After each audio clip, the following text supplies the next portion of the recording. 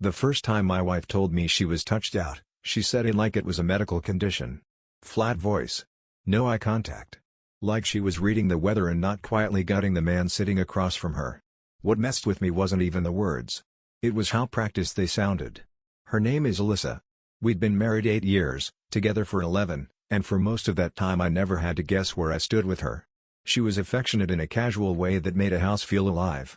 A hand on my back when she passed me in the kitchen. Her legs over mine on the couch. Fingers brushing my arm when she laughed at something stupid I said. Nothing dramatic. Just the kind of constant closeness that makes you feel chosen without needing it spelled out. Then, somewhere over the course of a few months, all of that started disappearing. At first I told myself it was stress. Alyssa worked in event planning, and every spring her schedule turned ugly. Late calls. Weekend emails. People changing their minds at the last second and acting like that was somehow her emergency.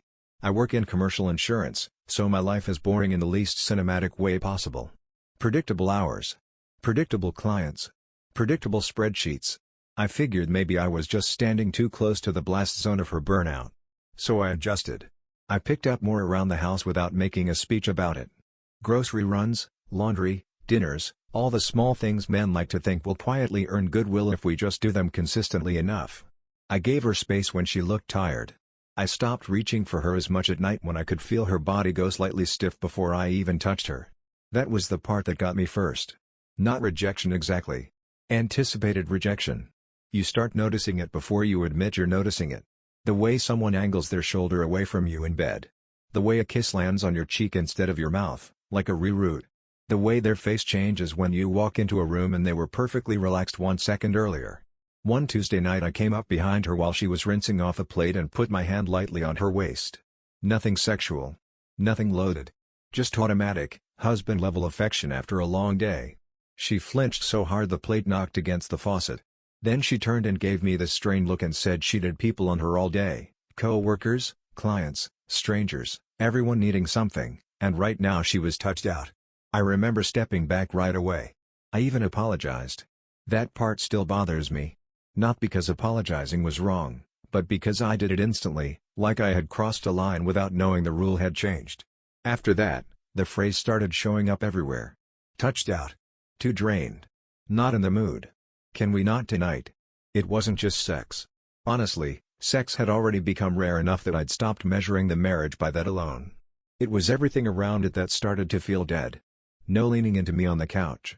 No reaching for my hand in the car. No quick kiss when I left for work. Even when she was in a decent mood, there was this invisible fence around her. I could see her. I just couldn't get to her. The worst part was that she never acted like this was a problem we were both in. She acted like it was a weather system I should be mature enough to tolerate. I tried bringing it up gently one Friday night after dinner. I didn't accuse her of anything. I just said I missed her. I said the house had started feeling strange to me, like we were living in it at the same time without really living together. She barely looked up from her phone before saying I was overthinking things and turning a busy season into some kind of relationship crisis. That should have made me angry. Instead it made me quiet. Because once someone tells you your pain is an overreaction, you either push harder or you start editing yourself. I started editing. I stopped asking if she wanted to watch something together because half the time she ended up scrolling through her phone anyway. I stopped suggesting date nights because she always seemed too tired, too busy, or weirdly irritated by the idea. I stopped reaching for her in bed because there's only so many times a man can pretend he didn't notice his own wife rolling 2 inches farther away. And that might have gone on even longer if it had stayed inside the house. But then summer started, and I saw something that made me feel crazy. We got invited to a neighborhood cookout at our friends Matt and Jenna's place. Nothing fancy. Burgers, folding chairs, too many coolers, somebody's speaker fighting for its life in the corner. I almost didn't want to go because Alyssa had barely spoken to me all day, and I didn't feel like playing normal in public. But she came downstairs dressed, makeup done, hair fixed, in this fitted white top I hadn't seen in months, and asked if we were leaving soon. Asked with energy. Real energy. I remember looking at her for a second too long because it hit me all at once. She had told me she was exhausted. She had spent the whole week acting like even basic conversation took effort. But suddenly she was light. Easy. Awake. At the cookout, she was all motion and warmth. Laughing with Jenna by the drinks table. Smiling at stories she normally would have called boring. Touching people when she talked, The way she used to touch me. A hand on someone's forearm. A playful shove. A quick lean in during a joke. Small things. Normal things. But when you've been starving, you notice crumbs like they're a feast. I stood by the grill with Matt while he flipped burgers and tried not to stare across the yard like a man searching for evidence in his own marriage. Then I noticed Daniel. He lived 3 houses down with his wife, Priya. Good-looking guy in that polished, suburban way. Clean beard, expensive sneakers, always talking about half marathons and kitchen renovations. I'd never disliked him. Never really thought about him at all. But that night, once I saw it, I couldn't unsee it. Alyssa kept drifting into whatever conversation he was in. Not obviously. Not enough for anyone else to clock it. Just enough times for my stomach to start tightening. She laughed faster around him. Held eye contact a little longer. Tilted her head when he talked like he was saying something worth collecting. At one point I watched him say something to her while she was carrying a bowl of chips to the patio table. She threw her head back laughing, touched his arm, and stayed there talking long after the moment should have ended. Meanwhile, I'd tried touching her waist in our kitchen 3 nights earlier and gotten treated like a problem. I hated myself for noticing. That's the truth. I didn't feel righteous. I felt small. I spent the rest of the night arguing with myself in real time. Maybe I was insecure. Maybe I was being unfair. Maybe I'd gotten so used to rejection that now normal friendliness looked suspicious. I kept trying to talk myself down while my eyes kept finding her across the yard. When we got home, she went straight to the bathroom to wash off her makeup. I stood at our bedroom dresser pretending to sort mail I had already looked through. She came out in one of my old college t-shirts, climbed into bed, and turned on her side away from me. I asked if she had fun. She said yeah, it was nice to get out, and then asked why. I said no reason. That should have been the end of it. One weird night. One ugly thought. Something to let die before it turned into paranoia. But the next morning, while Alyssa was in the shower, her phone lit up on the bathroom counter. I only saw the screen because the door was half open and the light caught it. I wasn't trying to snoop. I wasn't even close enough to read the whole message. But I saw Daniel's name. And I saw the beginning of one line before the screen dimmed. Still smiling about last night? I stood there for a few seconds after the screen went dark, staring at my own reflection in the bathroom mirror like I was waiting for it to tell me I had imagined it. Still smiling about last night? That was all I saw. No context. No emoji. No follow-up. Just Daniel's name and that one line landing in my chest with more force than it should have from 7 words. I told myself there were innocent explanations. A joke from the cookout. A group thing that spilled into a private message for no reason. Something about Matt burning the burgers or Jenna getting too competitive over cornhole. People text. Neighbors text. Married adults text. None of that means betrayal. But none of that explained why my hands were shaking. Alyssa came out of the shower wrapped in a towel, hair wet, skin flushed from the steam, and moved around the bathroom like everything in our life was exactly where it should be. I kept my face neutral. I've always been good at that. My dad used to call it a useful curse. Even as a kid, I could take a punch emotionally and make it look like I barely felt the wind. That morning, it saved me from blurting out the wrong thing too early. She picked up her phone, glanced at the screen, and for just a second her expression changed. It wasn't dramatic. That's what made it stick with me. No panic. No guilt you could point to. Just a quick tightening around the eyes, then she turned the phone over on the counter and started putting on lotion like the message didn't exist. That tiny movement did more damage than the text itself. Because now I knew she didn't want me seeing it. The whole day felt off after that. We had plans to go look at patio furniture, something we'd been putting off for months because our old set was sun-faded and one of the chairs leaned like it had given up. Normally Alyssa would have turned something like that into a mini outing. Coffee first, then a store, then some impulse stop we didn't need. Instead she moved through the day half engaged, checking her phone more than usual, typing short replies with her screen tilted away from me. Every time I caught it, I hated how fast my mind went back to Daniel. By Sunday night I had built and dismantled a dozen theories in my head. Maybe I was overreacting to one message because I was already hurt. Maybe the real problem was still what it had been for months. We were disconnected, and I was looking for a villain because that felt cleaner than facing slow emotional death. It is easier to suspect someone of cheating than to admit they may have simply gone cold on you. That thought stayed with me during the week. I went to work. Took meetings. Renewed policies. Answered emails. Nodded through conversations I barely heard. My job depends on details, But that week I kept rereading the same lines because my brain was chewing on things it couldn't digest. Alyssa was polite at home. That was the word that started bothering me most. Polite. Not cruel. Not openly hostile. Just careful in a way that made our marriage feel like customer service. She thanked me when I made dinner. She asked how my day was. She told me she might be late Wednesday because a client meeting ran over.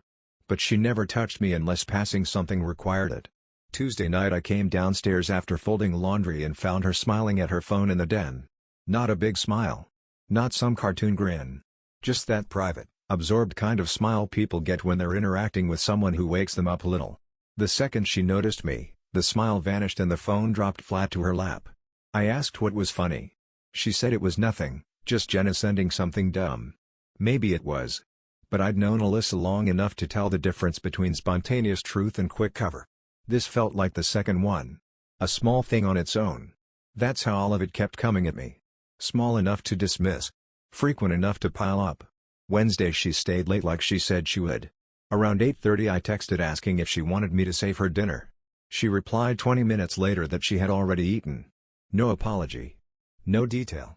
Just that. When she got home, she smelled faintly like perfume and outside air. Not office air. Not fluorescent light exhaustion.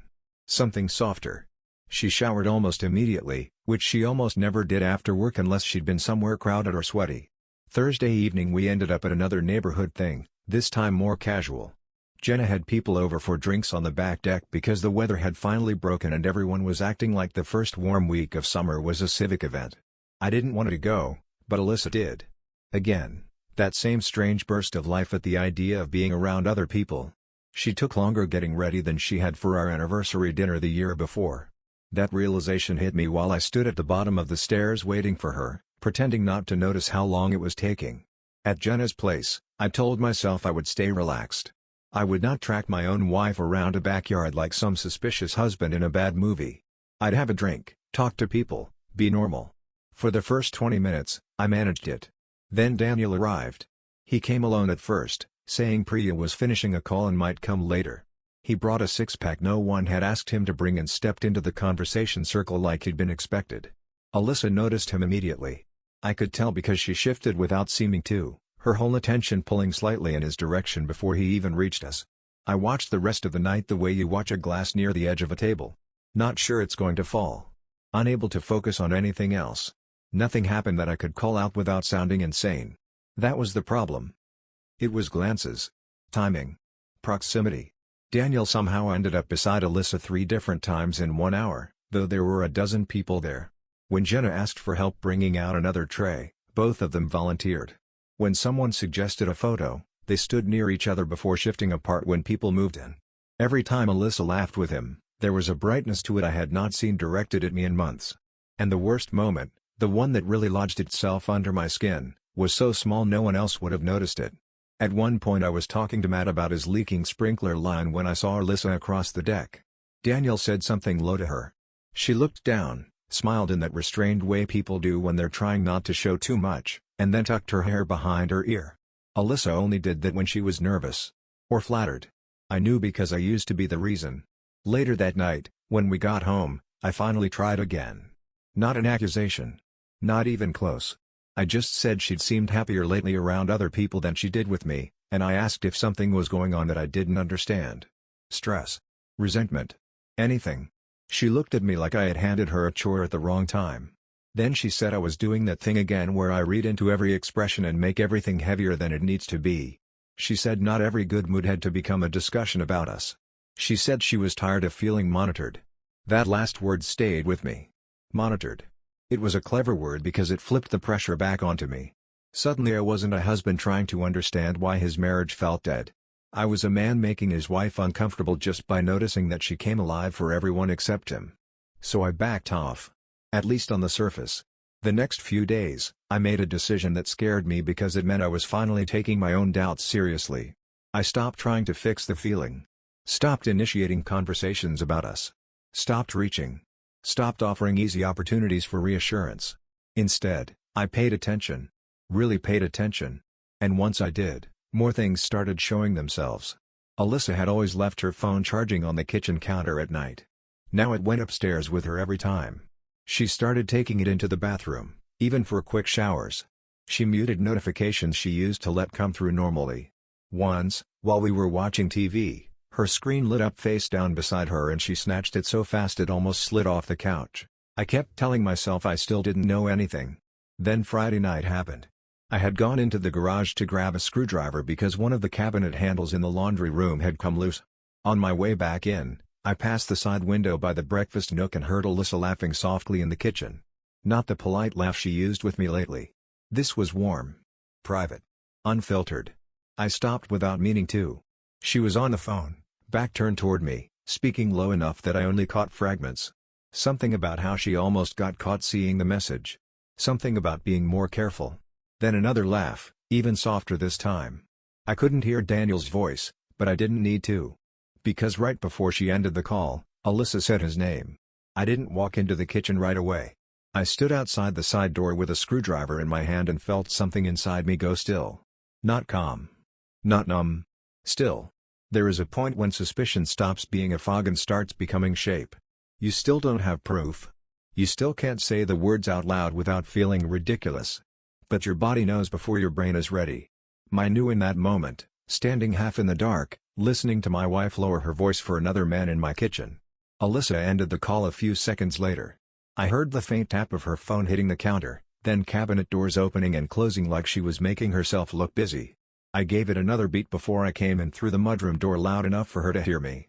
By the time I stepped into the kitchen, she was rinsing a wine glass. She looked over her shoulder and smiled too quickly. I asked who she'd been talking to. She said Jenna. Not even a pause. That was the moment I stopped needing to protect her from my own thoughts. I didn't argue. Didn't call her out. I just nodded, set the screwdriver on the counter, and said I'd fix the handle in the morning. Then I went upstairs and lay awake half the night staring at the ceiling while my mind started rearranging the last few months into a version that made ugly sense. Once you stop assuming innocence, every memory changes shape. The cookout didn't feel like me being insecure anymore. The message on her phone didn't feel harmless. The late nights, the quick smile at her screen, the sudden care with her appearance before neighborhood gatherings, the way she had energy for everyone but me. It all started connecting whether I wanted it to or not. The next morning Alyssa acted completely normal. That almost made it worse. She made coffee. Asked if I wanted eggs. Mentioned that Matt and Jenna were thinking about organizing a neighborhood block party later in the summer. There was no tension in her voice, no anxiety, no sign that she had spent the night lying directly to my face. I answered in short sentences and watched her move around our kitchen like a woman with nothing to hide. That was when I realized something that embarrassed me. I had been waiting for guilt to make her obvious. But if Alyssa had crossed a line with Daniel, she wasn't clumsy about it. She was measured. Controlled. Maybe that had been going on longer than I wanted to believe. I decided I needed facts. Not feelings. Not interpretations. Facts. That sounds cold, but it wasn't. It was survival. By then I had spent too many nights swinging between anger and self-doubt. 1 hour I was sure something was wrong. The next I was ashamed of myself for even thinking it. I needed something solid enough to stand on. I started with what I could observe without doing anything reckless. Over the next week, I paid attention to patterns. Alyssa used to leave for work around 8:15 most mornings. Twice that week she left early, saying she wanted to beat traffic, even though her office was 15 minutes away and she had never cared about traffic before. On Wednesday she said she had a vendor meeting downtown and wouldn't be reachable for part of the afternoon. Around 2, I sent a simple text asking if she wanted me to pick up takeout on the way home. She didn't answer for nearly 2 hours. At 4:07, while I was still at my desk, I glanced out the office window toward the parking lot below and felt my stomach drop for reasons I couldn't explain at first. Her car. Alyssa's SUV was parked across the street from my building. I froze so hard my coworker Brent had to repeat a question before I realized he was talking to me. There are a dozen innocent explanations for a car being somewhere unexpected. Maybe she had a meeting nearby. Maybe she had stopped for coffee. Maybe she was meeting Jenna. But the problem was not just the car. It was that she had told me she was downtown, which was nowhere near my office. I waited 10 minutes before going downstairs because I didn't want to look unhinged, even though by then I felt exactly that. When I got outside, the SUV was still there. Parked along the curb beside a row of storefronts I knew too well because I passed them on lunch breaks. Dry cleaner. Nail place. Small wine bar. Upstairs offices above them. And a boutique gym Daniel belonged to. I hated how fast my brain made the leap. I also hated that I stayed there long enough to see Daniel walk out of the building next door, glance once up the street, and then head toward the corner with his phone in his hand. He never looked at me. He didn't need to. Because 30 seconds later, Alyssa came out from the same direction. Not from the gym itself. From the side alley that ran between the gym and the wine bar, where a service entrance opened to the back lot. She saw me almost immediately. Everything in her face changed. She recovered fast, but not fast enough. I asked what she was doing there. She said her vendor meeting had ended early and she'd stopped to make a personal return at one of the shops nearby. I asked which shop. She looked over her shoulder, like the answer might be written on one of the awnings. Then she said the home goods place. There was no home goods place on that block. I didn't correct her. Not then. I just nodded once and said I had to get back to work. Then I walked away before my face gave me away. The rest of that day was torture. I barely heard anything anyone said to me. By the time I got home, I had two instincts fighting inside me. One was to confront her immediately and force the truth into the room. The other was to hold still a little longer, because once she knew I was onto something, whatever carelessness still existed would disappear. The second instinct won. That night, Alyssa filled the silence before I even asked anything. She said the return had been stupid and she'd gone to the wrong place first, then laughed lightly like the whole thing was forgettable. I watched her talk and realized she was building cover before I'd even challenged her. That told me all I needed to know. From there, I started noticing timelines. Her phone usage spiked late at night when she thought I was asleep. If I rolled over suddenly, the screen would go dark. Twice I heard the faint buzz of incoming messages after midnight, followed by her careful movement as she slid out of bed and took the phone into the bathroom.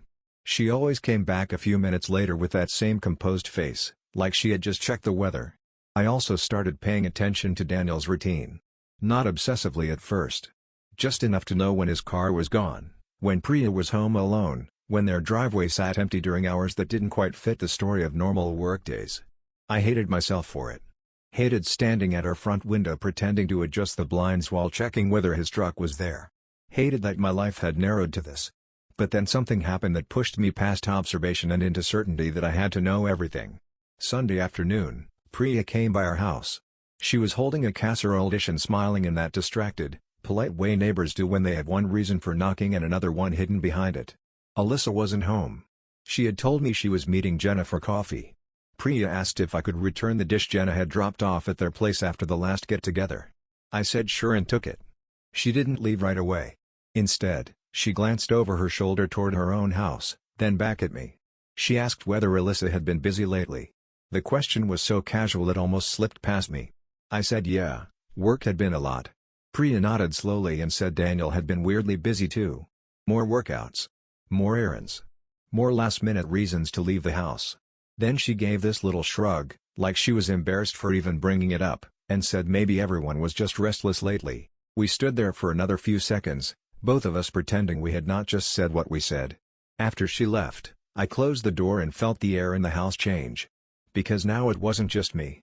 Now there were two marriages in the same neighborhood starting to bend in the same direction. That evening Alyssa came home with an iced coffee from a place Jenna hated and never went to. I noticed it immediately. She set it on the counter, started talking about traffic, and didn't realize what she had done until I asked how Jenna was. Alyssa answered too fast. Said Jenna was good, just stressed. Then her phone buzzed. She looked down at the screen. And for the first time since all of this started, she didn't hide her reaction fast enough. It wasn't a smile. It was panic. Brief, sharp, unmistakable. Because whatever message had just come through, she clearly hadn't expected it while I was standing right there. And before she could lock the screen, I saw Priya's name. For a second, neither of us moved. Alyssa looked at her phone. I looked at her face. And in that one silent beat, everything I had been doubting for weeks finally became real. She flipped the screen over so fast it almost slipped from her hand, but it was too late. I had already seen Priya's name. The panic on Alyssa's face told me the rest. I asked her why Priya was texting her. She said it was nothing. That answer actually made me laugh. Not because anything was funny, but because I felt something in me break cleanly. Weeks of confusion, weeks of trying to be fair, weeks of editing my own instincts so I wouldn't seem paranoid, and all she had for me was nothing. I asked again. This time I kept my voice calm. Too calm, probably. I asked why Priya was texting her right after she came home from coffee with Jenna, even though the drink in her hand was from a place Jenna hated. I asked why Daniel had texted her after the cookout. I asked why I had seen her near my office when she claimed she was downtown. And then I asked the one thing I had been trying not to say out loud. I asked if she had been with him. Alyssa just stared at me. No outrage. No strong denial. No wounded disbelief that I could even ask. Just silence. That was the real confession. Then she started crying. Not hard. Not dramatically. Just enough to make it clear she wanted the conversation to shift away from facts and toward feelings. She said it was complicated. She said it was not supposed to happen like this. She said she had felt disconnected from me for a long time and did not know how to fix it. She said Daniel had just listened. He made her feel seen. It started as talking. Then texting. Then more. I remember nodding once, like I was listening to directions. The part that hurt most was not even the affair itself. It was the months before it. The way she made me feel needy for wanting affection. The way she acted touched out, drained, burdened by me, while giving her attention and energy to someone else. She had let me stand in our marriage like a man apologizing for existing while she handed the best parts of herself to another husband in the neighborhood. I asked how long. She said about 3 months physically. Longer emotionally. That word physically almost took me out. Because it confirmed what my body had already known. She was not incapable of intimacy. She was not too exhausted for closeness. She had simply decided I was the one person she no longer wanted it with. I told her I was done. She started crying harder then. Said she never meant to destroy everything. Said she thought she could end it before I found out. Said she still cared about me. I told her caring was not the same as loyalty. Then I went upstairs, pulled a duffel bag from the closet, and started packing enough clothes for a few days. She followed me at first, trying to talk, trying to explain, but once she saw I wasn't stopping, her voice changed. Less emotional. More scared. More real. I left that night and checked into a hotel 10 minutes away. The next morning, I called a lawyer. By that afternoon, Priya knew too. I found out later she had seen enough on her side to confront Daniel that same night. 2 houses on the same street, 2 marriages blown apart by the same lie. People ask what the biggest lesson was. It wasn't about cheating. Not really. It was this: when someone starts treating your love like pressure, your presence like a burden, and your touch like a problem, believe what that distance is trying to tell you. I kept waiting for words to explain what actions already had. Alyssa said she was touched out. The truth was simpler than that. She was saving herself for someone else.